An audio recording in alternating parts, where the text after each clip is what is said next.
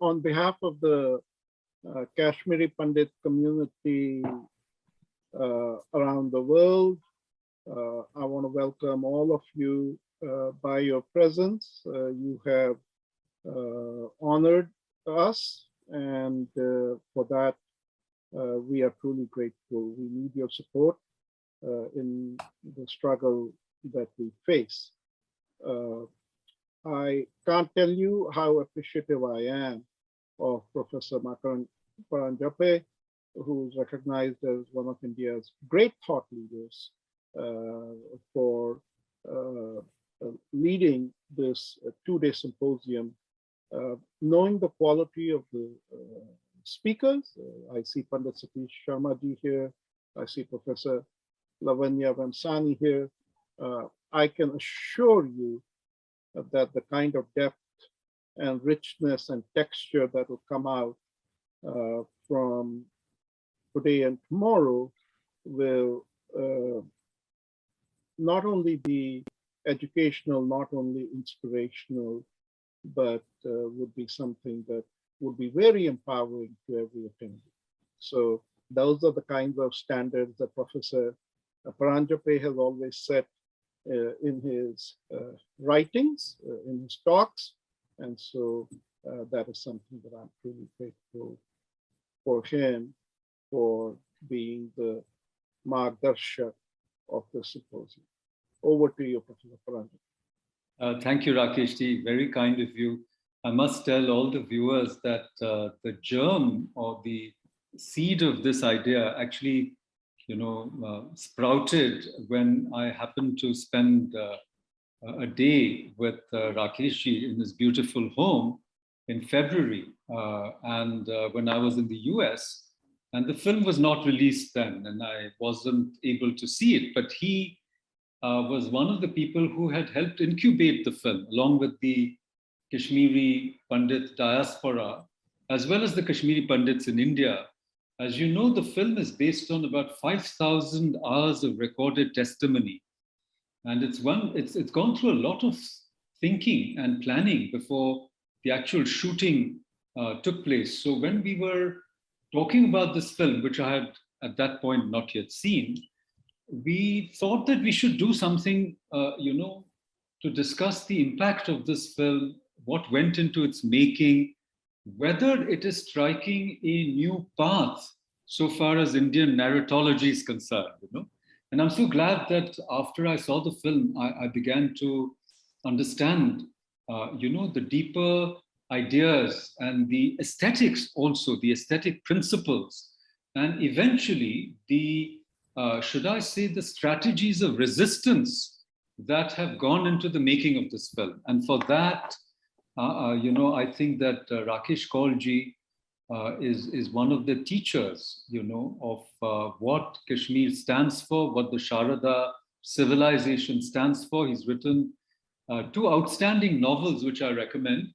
One is on the Kota Rani, the last ruler of Kashmir, a great princess, a great warrior, and another book called Dawn, So both these books, one is published by Penguin and the other, I believe, by HarperCollins, if I'm not mistaken. So as we prepare to kick off the seminar, I think that we have to look at the larger discursive terrain that has been created as a precursor to this film, and of course the tremendous political discourse around Kashmir. We won't go into it immediately, but the film actually radiates outward into all these domains, and we hope to touch on all of them. But I guess now, without further ado, I would formally welcome all of you.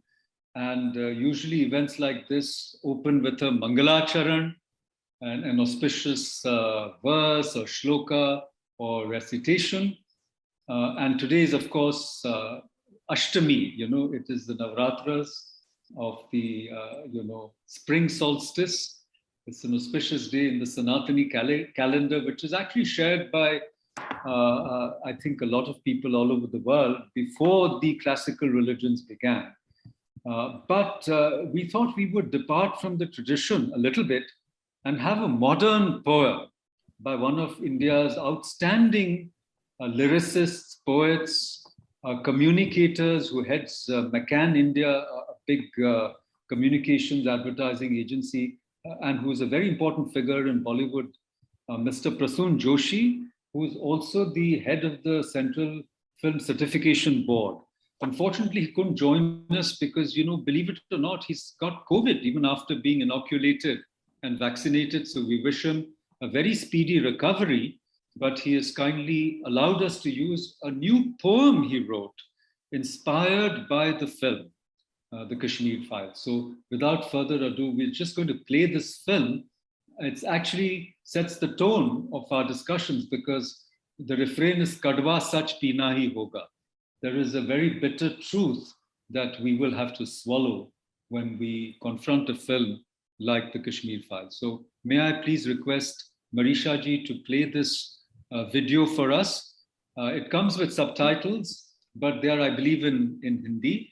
So we'll give a very brief translation of this poem for those who do not understand Hindi, but I'm sure the bhava, the feeling, the sentiment, the rasa of the poem will be conveyed by the beautiful recitation by Prasoon Joshi ji himself. So Marisha ji, can you please spotlight? Yes. Yes, thank you. जाहिर होकर जीना होगा, जाहिर होकर जीना होगा, कड़वा सच भी पीना होगा। यह युग है सब कुछ कहने का, प्रत्यक्ष सामने रहने का, पूरा पूरा साबुत सच्चा, नहीं सत्य अधूरा सहने का। चलो उस कमरे में चलते हैं, चलो उस कमरे में चलते हैं जहां सुलग रहे हैं अंगारे। चलो धूल हटाने चलते हैं पूरे मन से मिलकर सारे। मंशा लेकर बाहर आओ, मंशा लेकर बाहर आओ, बारिश है सब धुल जाएगा। हम चाहेंगे तो एक रास्ता इन रस्तों से खुल जाएगा, लेकिन पूरा बहना होगा, लेकिन पूरा बहना होगा। जाहिर होकर जीना होगा, जाहिर होकर जीना होगा, कड़वा सच भी पीना होगा। जो घाव छुपाए जाते हैं, जो घाव छुपाए जाते हैं वो और गहरे हो जाते हैं। तुम बार बार पट्टी बांधो पर दर्द झलक ही आते हैं। बस अपनी शर्तों पर रिश्ते, बस अपनी शर्तों पर रिश्ते, यूं कब तक ये चल पाएगा। बस अपना दर्द ही दर्द लगे तो पीड़ा कौन सुनाएगा। जिद छोड़ के हाथ बढ़ाओगे तो उसे सामने पाओगे। जाहिर होकर जीना होगा, कड़वा सच भी पीना होगा। तुम्हें हैरत है वो बदल गया, तुम्हें हैरत है वो बदल गया, जिससे पहचान पुरानी थी। उसकी तो हर एक धुन तुमको बरसों से याद जबानी थी। ईमानदार होकर सोचो, ईमानदार होकर सोचो, क्या उसका सच जाना तुमने? क्या पूरी पूरी कोशिश की? क्या उसको पहचाना तुमने?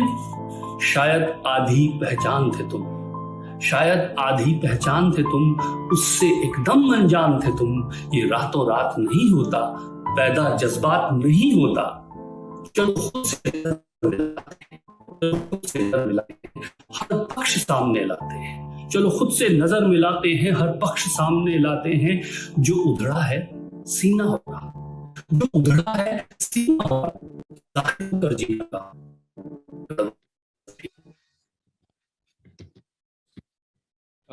Thank you.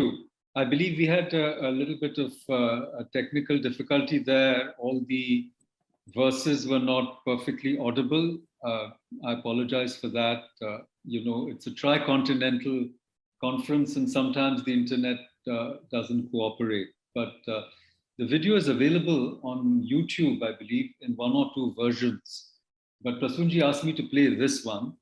And I won't translate it, but the point is that wounds which are constantly covered up fester and hurt even more. They have to be uncovered for them to heal. We have to acknowledge and as it were, drink the bitter draught of a truth which nobody wants to confront, let alone swallow. So that's the overall gist of a poem. Poems are lost in translation, as they say. So I won't even venture to try to translate this poem. Now, I'll just say a couple of words about the flow of our two-day event, and also say a few other words by way of introduction, and then hand it over to Rakesh ji. The first thing I wanted to say is that it's my great privilege to be the co-host of this meeting.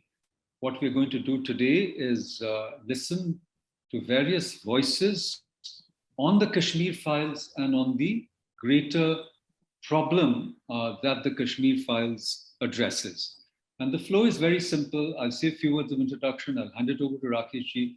Then our speakers for the evening, and Kaveri Bamzai ji could not make it this evening because she's had an emergency at home. But I hope that she joins us tomorrow. We'll have also UK Member of Parliament, Conservative Member of Parliament, Mr. Bob Blackman, to join us if possible. Pandit Satish Sharma is already here. A warmest welcome to him.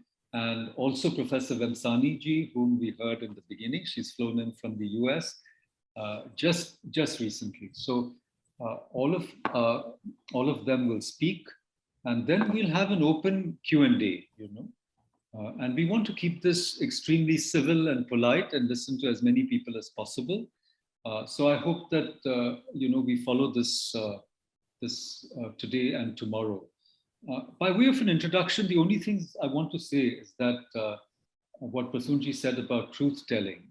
I saw this film, and as the days passed after the 11th of March when it was released, we saw it a few days earlier in a premiere. The box office started, the figures started coming in, and now the film is a super hit by Bollywood standards. It's grossed over 350 crores. And it just struck me that it's not enough.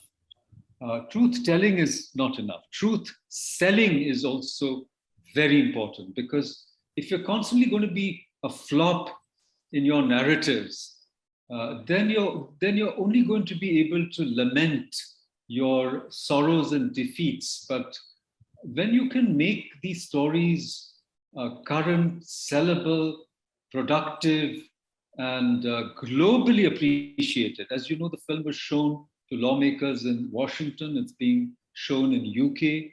It'll be shown in India to lawmakers. India always follows, as you know. But privately, many influencers, thought leaders, and lawmakers have seen it.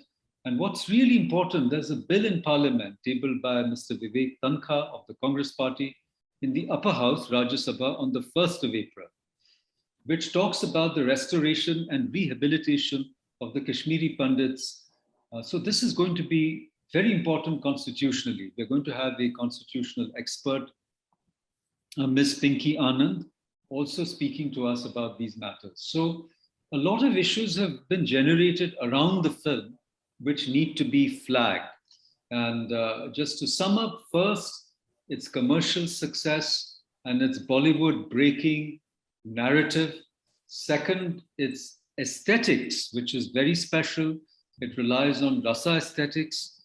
We have talked about it in the past. I've written a few articles, how from Karuna Ras, you go towards Bibhatsa, revolting or disgusting emotions. You go to anger, krodh also.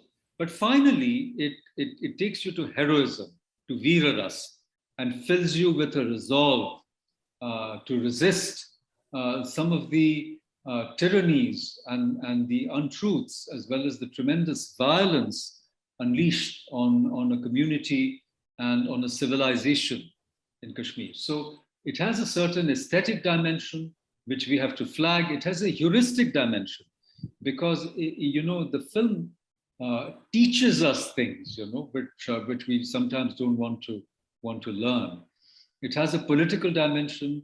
Apart from the narrative and cultural wars in which it makes an important intervention, we are engulfed by these wars, and these wars are as old as the Mahabharata or the Ramayana, It's essentially the war between Dharma and adharma. And I think Rakesh ji put it brilliantly when he said to me privately that this is, in Kashmir, there's a war between Sharia Kashmir and Sharda Kashmir. And we have to take sides in this war. We can't be fence sitters.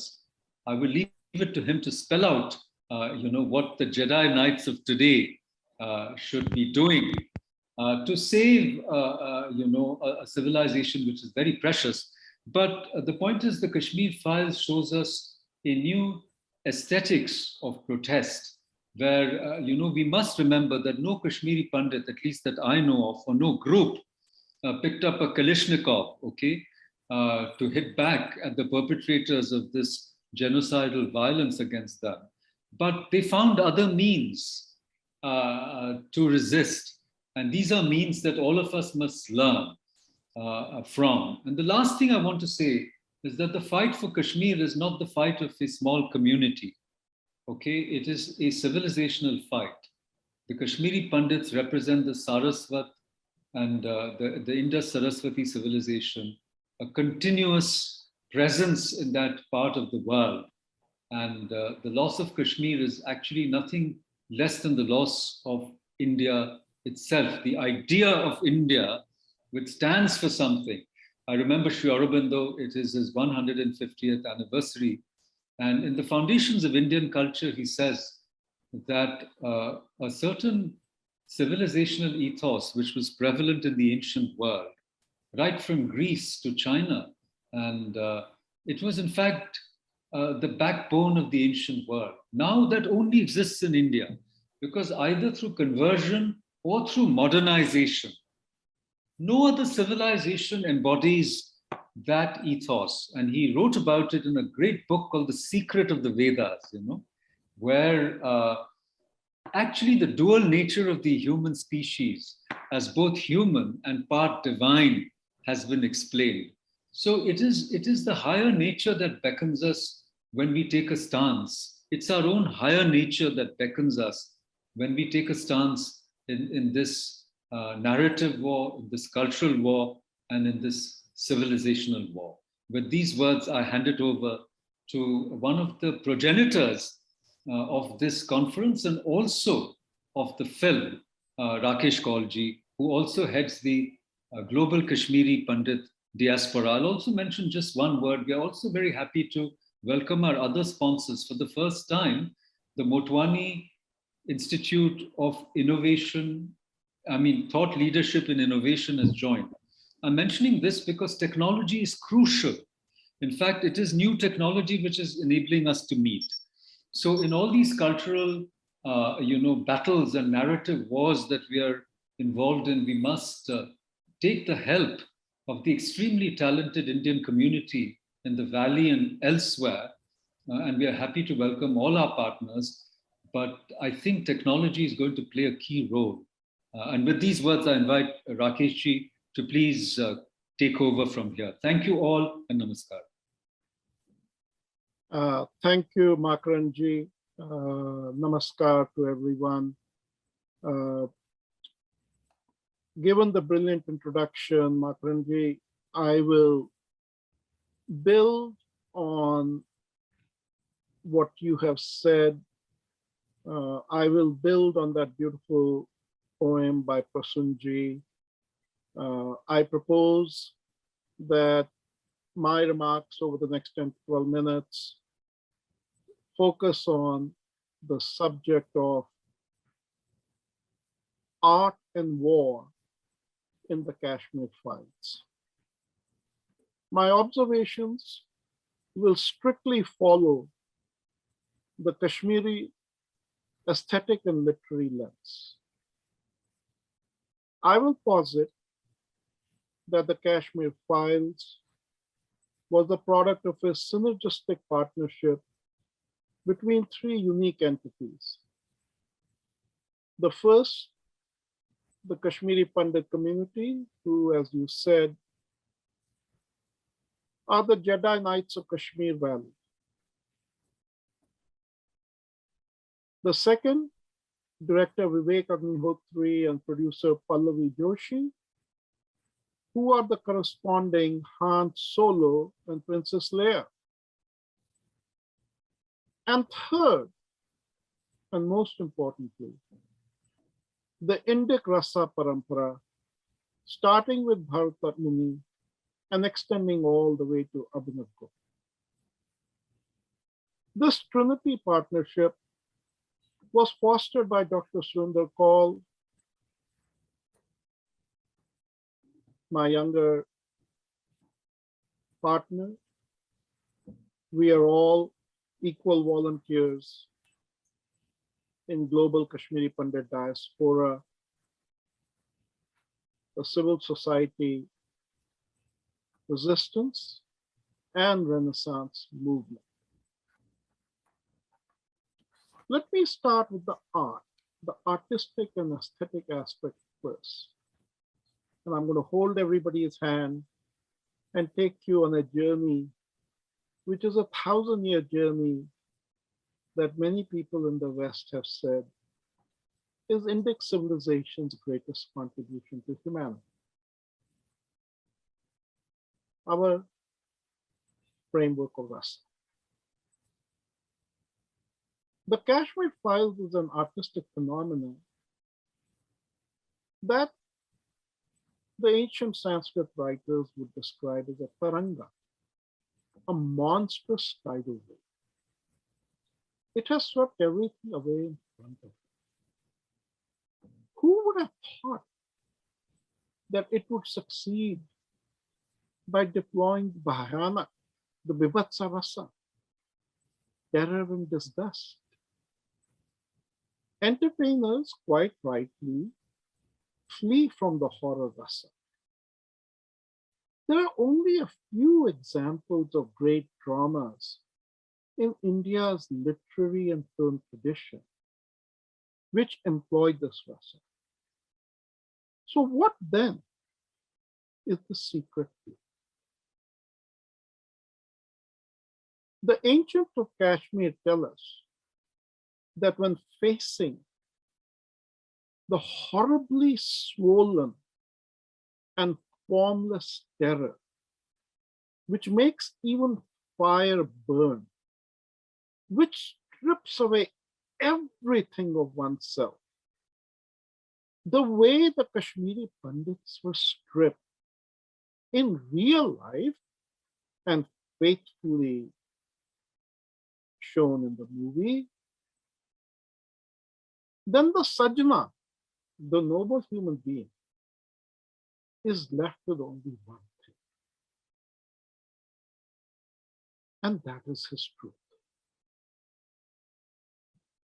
And notwithstanding the house of lies that India has been for the past 75 years, the brave Kashmiri Pandits have not deviated from their truth. For the last 700 years, from the time of the chronicler Jonah Raja, the Kashmiri Pandits have meticulously and continuously documented the horror that entered the valley.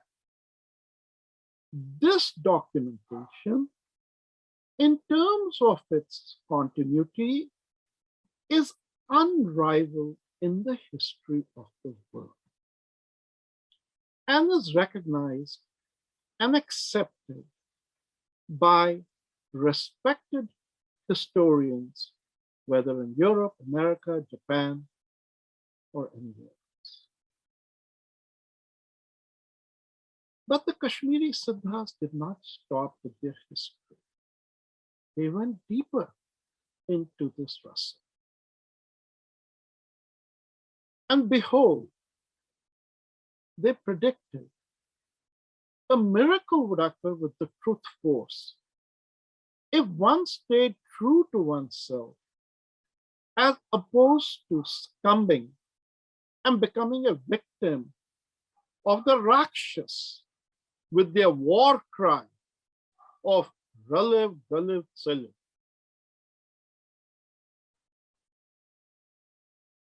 For those who are fearless and experience the horrific, they will eventually taste the pleasure of expansion. which will be accompanied by elements that are purely bright, light, and pleasant. The complementary rasa, vibhatsa, the odious, they said, will ultimately lead to a dilation, a vistara expansion. And the truth of our framework was born out. That which did not kill the Pandits only made them stronger.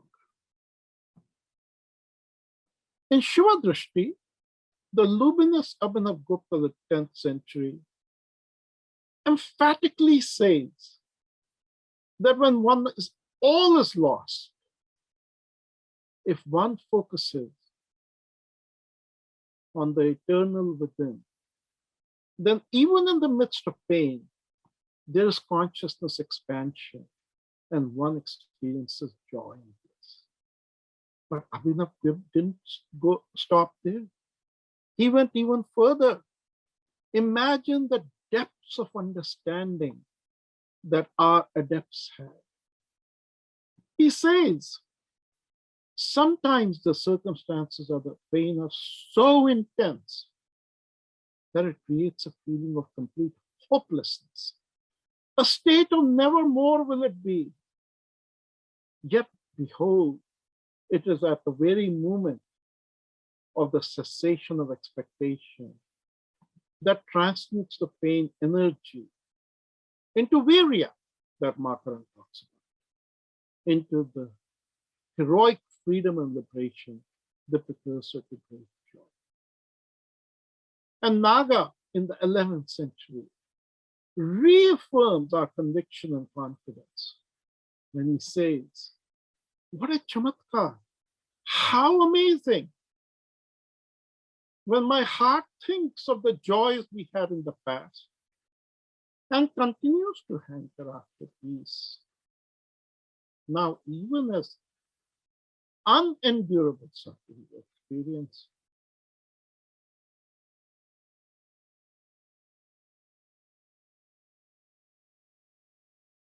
this heart remains full of the bliss of the goddess.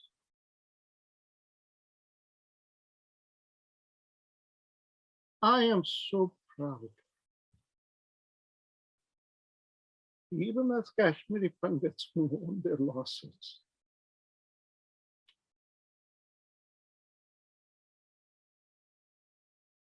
we have not deviated from our way of life, our truths, because we know that Kali rules supreme in the Bhayanak Rasa, and Shiva rules Vibhatsa. And even if the treacherous world forsook the Kashmiri Pandits, Shiva and Kali would not forsake us, but lead each one of us to our promised land. It was our parampara, which was our savior. It is our parampara which took us to the light at the end of a dark 700-year tunnel.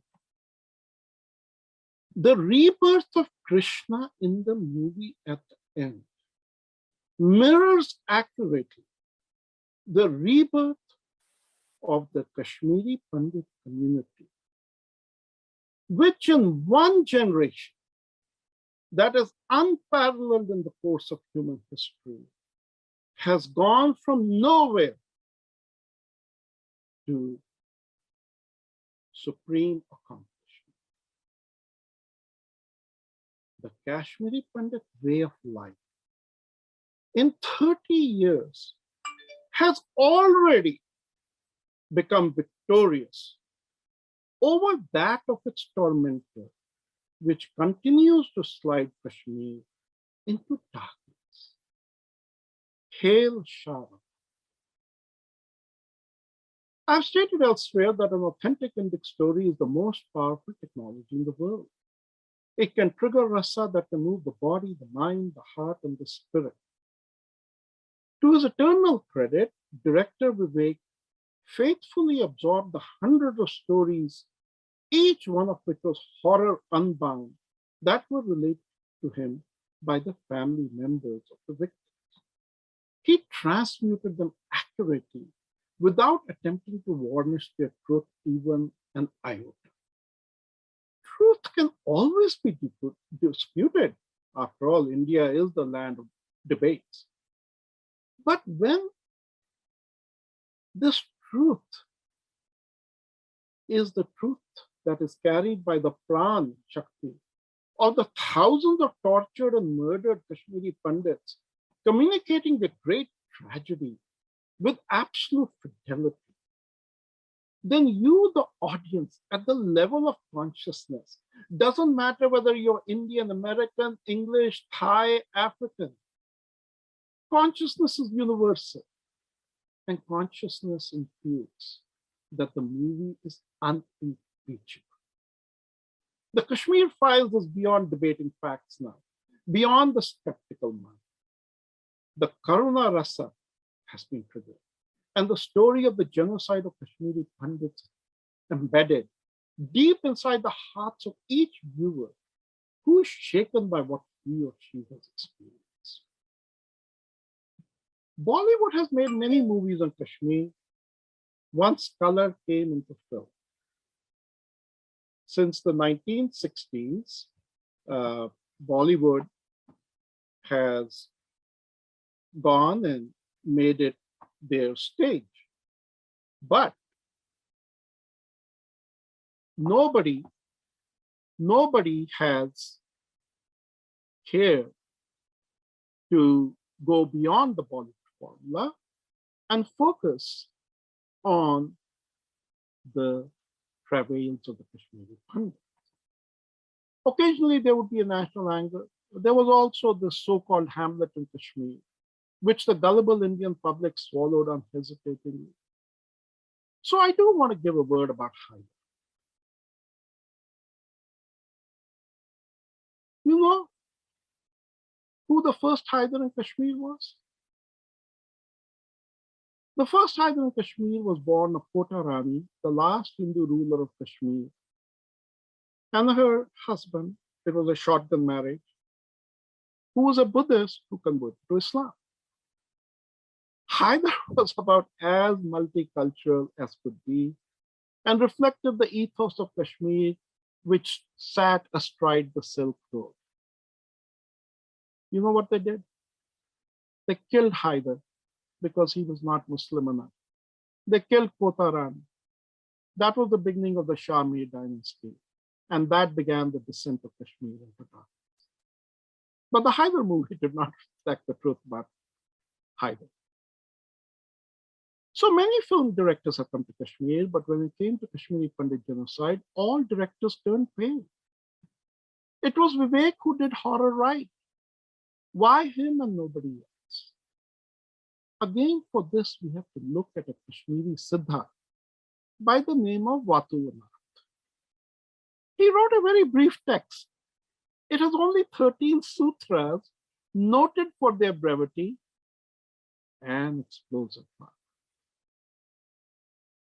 Vatulanath tells us that if you want to seek a great mystery, a rahasya, and Kashmiri Pandit genocide astonishingly remained a great mystery in India, then you have to drink from direct experience with it. And Vivek did that. He traveled around the world drinking with direct experience of the stories of the Kashmiri. And Vatulanath says, when you do that, then there will be a sudden moment of explosion where you're lifted from your ordinary perceptions into the totality of consciousness. But what do you need to have to get there? And his answer is most interesting. He says to have that experience, you have to have mahasas. Mahasas is best translated as mad courage.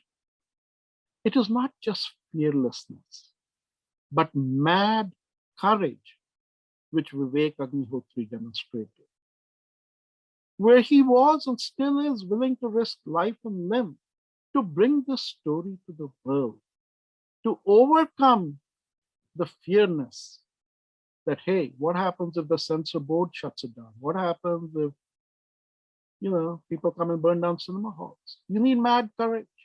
That's the lesson to be learned as to why Vivek succeeded when others. So you have a situation here in this artistic creation where the Kashmiri Pandit, the warriors of truth, joined with a Mahasa storyteller in a manner that followed the Indic Rasa Parampara and Wala the Kashmir Files Paranjape.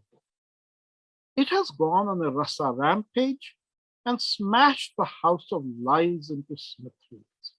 Oh yeah, the truth will set us free. Horror was done right in Indian storytelling and drama.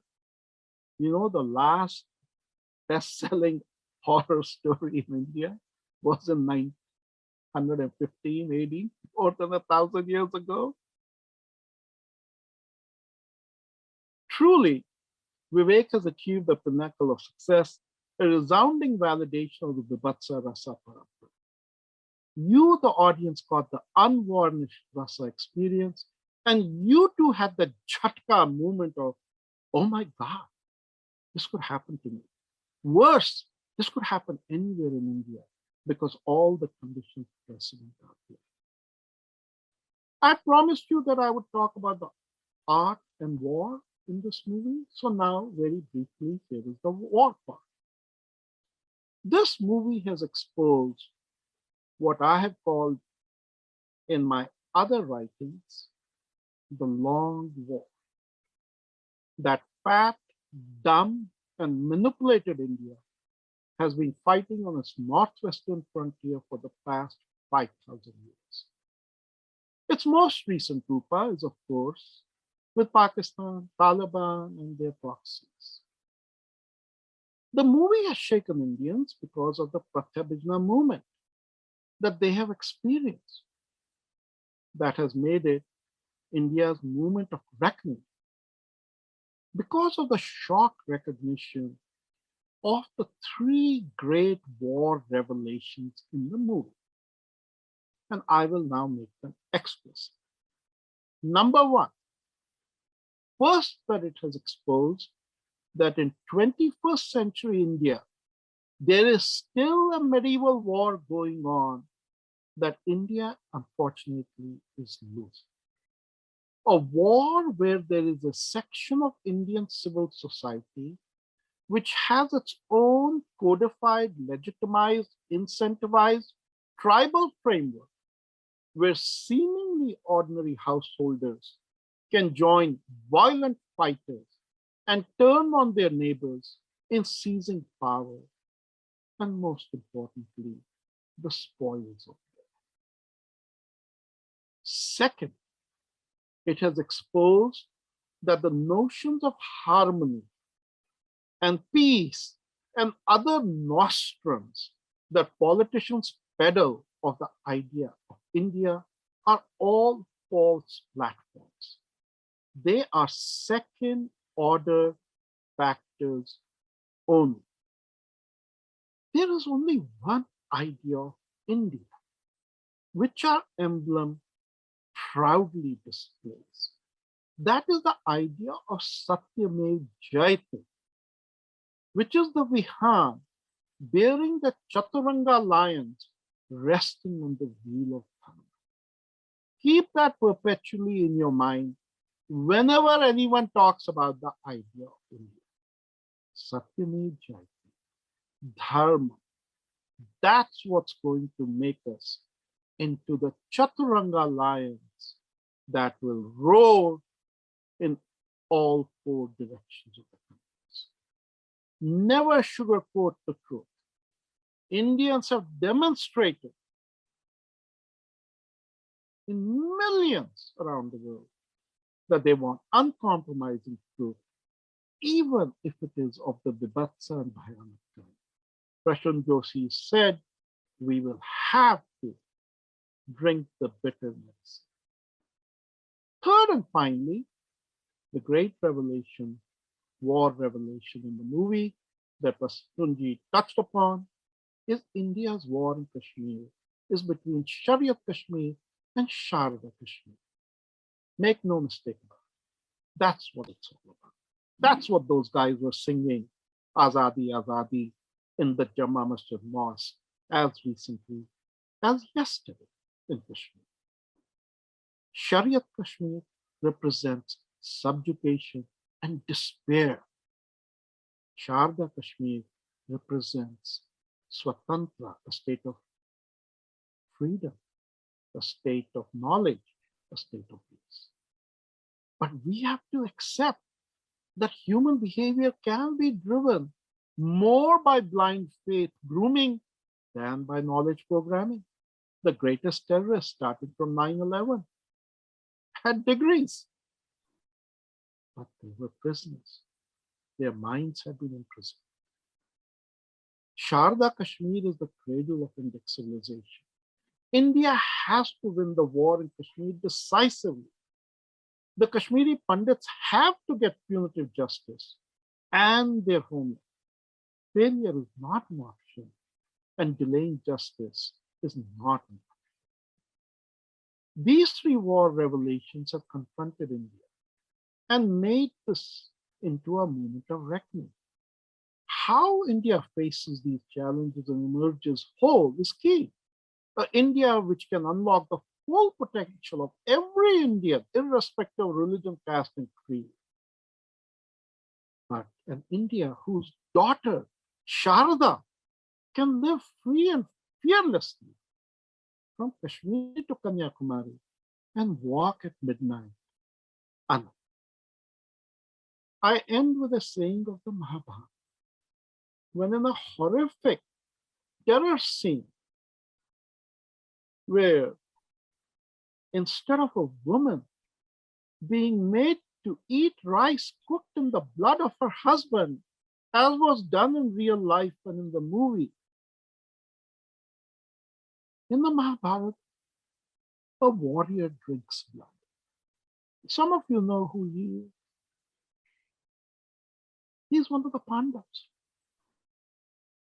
But Vyasa, the author, was unsparing. Unsparing, he writes. This one is no human being. He wrote that about Pandava. So remember all this. The genociders of the Kashmiri Pandits were subhuman. Werewolves who continue to masquerade to this day as civil society lambs. In fact, one of them was called Gandhi. So savor the new old aesthetic rasa of the Kashmir files, because the odds are that the stars are not going to align in a repeat movie and that there will be spontaneous ignition like we have had here. We are in a momentous moment. We have to grab it.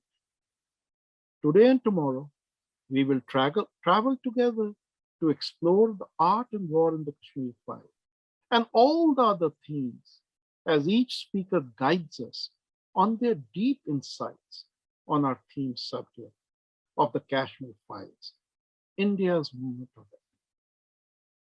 Thank you. Now, Makarand, I'll just say a few words. I'll just say a few words before I hand it back to you, and you can invite Pandit Sharma. That was a masterly exposition on the two themes of art and war. And what I found fascinating, by the way, I haven't heard it, okay, so I was riveted, and as new to this as all of you are, is the paradox that Rakesh ji talks about, that Rasta aesthetics and the philosophy of Kashmir allows you to transform moments of great horror, great fear into moments of great courage. Mahasahas coming out of Mahabhaya and Mahabibhatsa.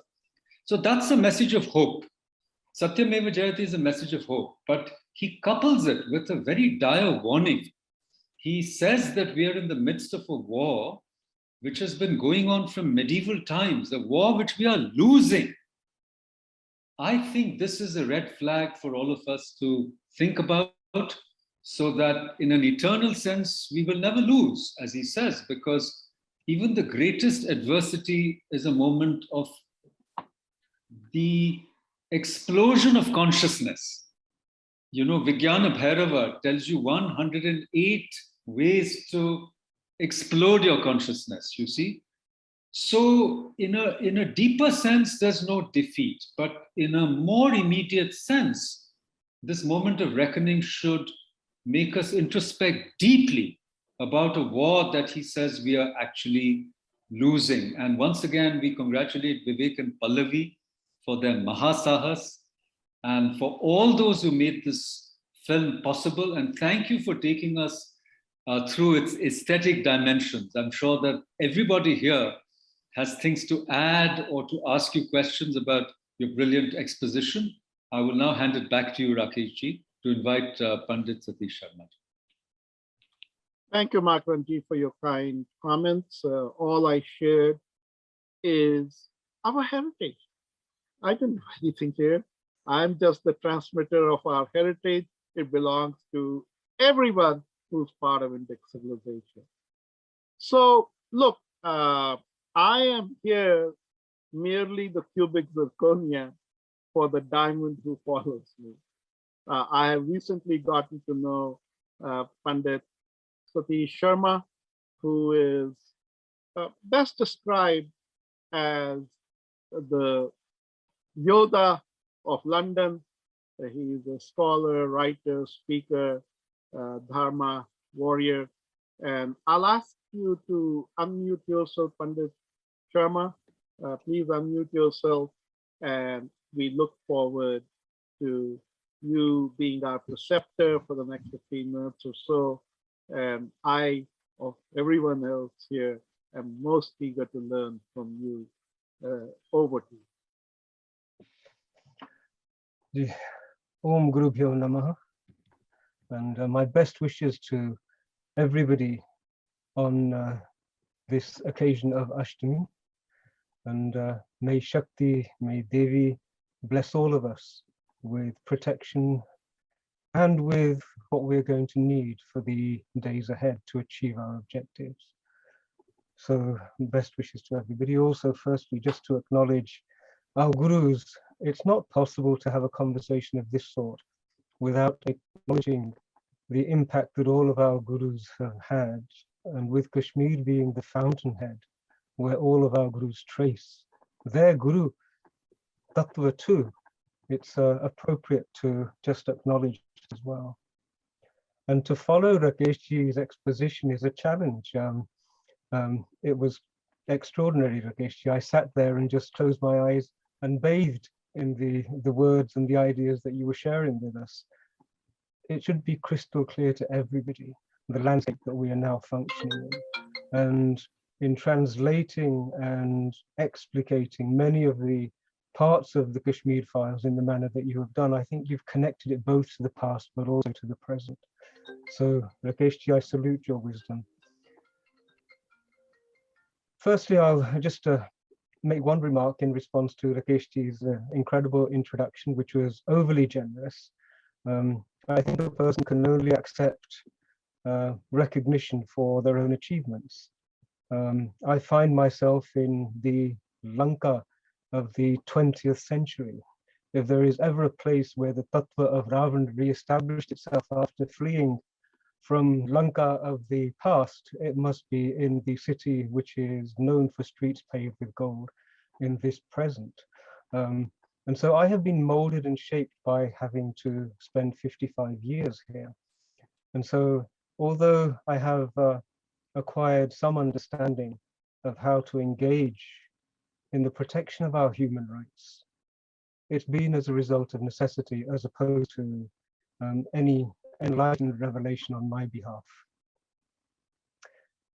I'm delighted to speak on this forum, and actually I'm honored to be able to speak on this subject, especially with such an engaged and committed audience, there are many times where we speak and we know that perhaps something that we're wanting to share may resonate with one or two people.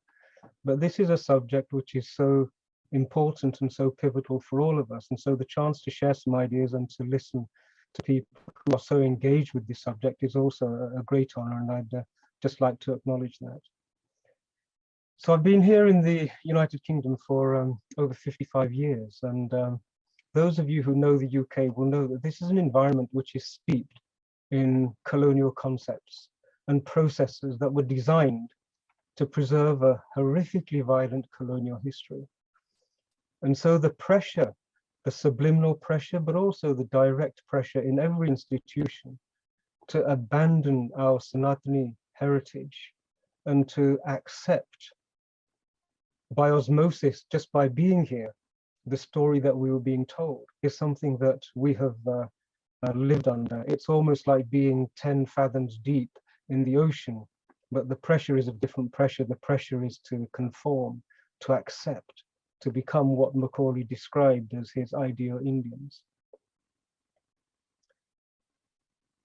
I've been speaking in this country for the last couple of decades against every act of violence which has been directed at our Hindu community. And there have been many, some slight, some very significant, some grave, and very, very serious. So my experience and expertise is actually in violence and its manifestations and disguises.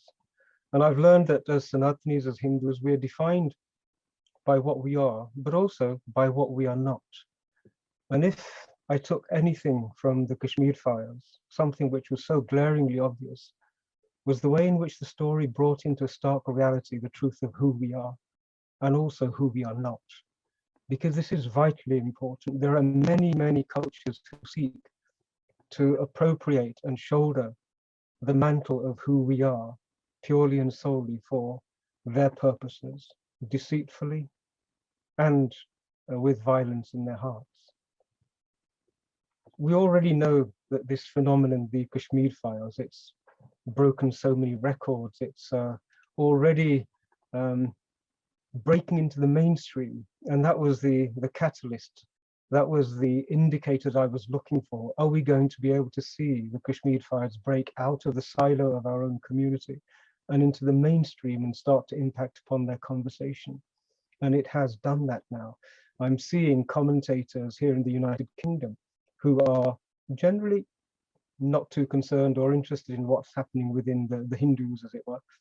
But they are now speaking about this Kashmir files because it touches and resonates at a level which needs to be empowered in people who are not just of a Sanatani origin, but who are from a much broader background as well. The dam, it's almost as though there was a dam, and that dam was holding back a torrent of civilizational trauma. And what the Kashmir files has done is taken a sledgehammer to that dam and just completely unleashed that torrent. And in doing so, it's also released what I'm seeing as a civilizational gag. There was a deeply inbuilt self-censoring that we had sort of had to take on board just purely and solely to survive. And what the Kashmir files has done is it's removed that gag. It's given us the words, it's given us the vocabulary, it's given us the context and the facts with which to say this is what happened. And it happened because of who we were, not for any other reason, but because of who we were. And that who we were is vitally important for us to know. As I mentioned, the area of expertise, if I have one, is probably violence and its manifestations. And the Kashmir files is a study and a graphic lesson in violence. And I'm going to speak to violence for a few moments. You know, we are a civilization which refined to the ultimate degree of the understanding of ahimsa, the absence of violence. And now we are experts. We are understanding violence in all of its forms.